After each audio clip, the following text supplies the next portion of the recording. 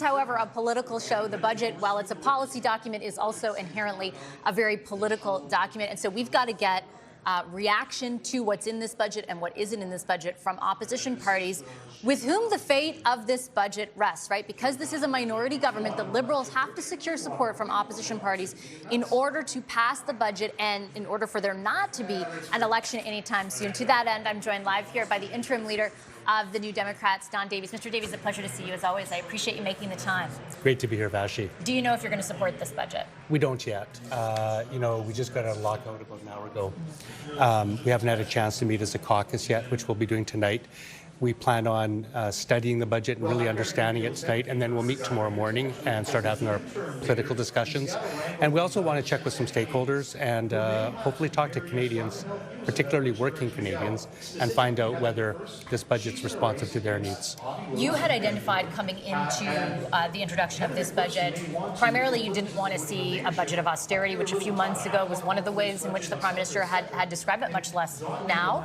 And you wanted to see enough on the investment side of the ledger. They have maintained all the social program spending that they had indicated that they would, the transfers to individuals, the transfers to provinces, the lunch program, the dental care program, a whole host of other programs that had been put in place under the previous government. Is that enough to signal to you that the concern you had expressed was taken seriously? Well, I always think it's important to contextualize this budget a little bit. We haven't had one in 18 months, and the country's facing, I think, very serious economic issues. Unemployment's at 10-year highs, particularly hard for young people, 1 in 6 people out of work. We have skyrocketing prices and everything from groceries to rent. Economic growth is weak, and we have, of course, our serious problems from south of the border. So serious affordability issues, and our economy, I think, is I do agree with the Prime Minister, it's at a bit of a crossroads. So we want to see a budget that has investments. And so this budget is a complex one. There's things in there that we like and things in there that we don't like. And we're going to be taking the time to kind of evaluate them and see where it comes out in the balance. On principle, though, can you acknowledge that a $78 billion deficit does signal that the government leaned way more toward investment than to austerity? Yeah, and let me say, I'll give you some things I like and some things I don't like. So there's $51 billion announced in infrastructure spending, and it's at least notionally tied to unionized work or community benefit agreements, which is wage prevailing rates. So that meets one of the NDP's calls, which is good union jobs to be created with taxpayer dollars. The east-west electricity grid is mentioned on page 1 of the budget, which is something we campaigned on. And finally, there's a specific box and highlight of co-op housing, which is something the NDP has long fought for. On the negative side of the ledger, you've got cutting 40,000 public sector jobs. And, when you have a jobs crisis, putting 40,000 well-paying jobs or people out of work is going in the wrong direction, we think. And behind every person is a service. So, do Canadians want to wait 6 months to get a passport? You want to wait 3 months to get your call back from CRA, or seniors waiting to get their OAS checks? I don't think so. And do you think that's true, though, just if I may interrupt for a moment? Because if you think back 10 years or pre-pandemic, pre-pandemic era, when the size of the public service was substantially smaller than it is now, were passport services that much worse? Were services at the CRA that much worse? My goodness, the Auditor General, even with this level of employment, is signaling that you can't even get a right answer if you're lucky enough to get through. So is it that quid pro quo, that the amount of people working for the public service is directly correlated with the level of service that Canadians retain? Because I would contend that it's not.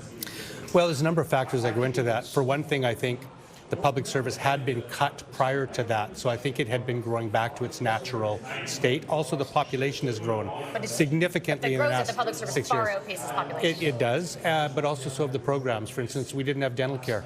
Didn't have the Canadian Dental Care Plan 5 years ago either. So there's been an increase in services. When I see that CRA, their answers are correct to Canadians only 17% of the time, that doesn't tell me that we have too many people working in CRA. So I do think that it's important to put that in context. The couple other things I would say I don't like about the budget are they're getting rid of the empty homes tax, which was a measure aimed at particularly foreign investors who bought homes for investment purposes and left them empty when we have a housing crisis. So this tax kind of was encouraging them to put those housing units into the market. So this government inexplicably is removing that, which I would have guessed will take those houses out of the market. That's the wrong direction to go in. And finally, there's no digital services tax. At a time when we have a revenue problem, Vashi, and this government says we have to cut and make sacrifices, why are we not taxing the biggest U.S. tech companies in the world? We're talking because it Mark put us at Zuckerberg. odds with Donald Trump and with Joe Biden. Because it put us at odds with a U.S. government in both cases that was taking, in this case, I should say, is taking direct aim at us. Yeah. Well, that's why I like a budget that satisfies Canadians, not one that satisfies Donald Trump. And I think it's going to take some political guts in this country. It's a tax that the Liberals have worked on since 2021. It raises $1 billion on profits made by those companies in Canada, over $20 million. I don't think it's too much to ask that those tech giants pay some tax on the money that they make here in Canada from Canadians.